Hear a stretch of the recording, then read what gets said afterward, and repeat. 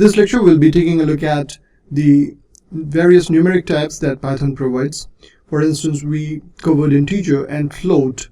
So here you can see we have a variable x as 10, and this is of integer type, and here we have a variable y as 10.0, which is of float type.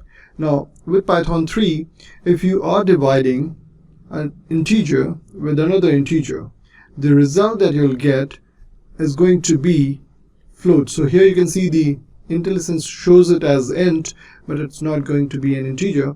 Let me show you by running it over here, and you can see that x is integer, y is a float, and then obviously 22 by 7 is type float. So here when we say type result, it is of type float. Then when we are doing a modulus, which basically returns a remainder, the result is integer indeed. Now the issue that comes up with floating point variables is that they go with precision rather than accuracy. So whenever money is involved, we need to have accuracy rather than precision. So to take care of that, we have something in Python which is type decimal.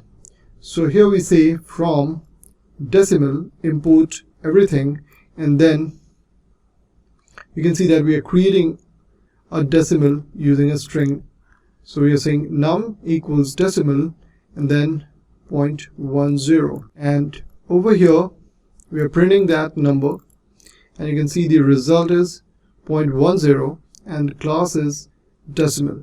So whenever money is involved, like any transaction data you want to save or work on, then I would recommend going with decimal.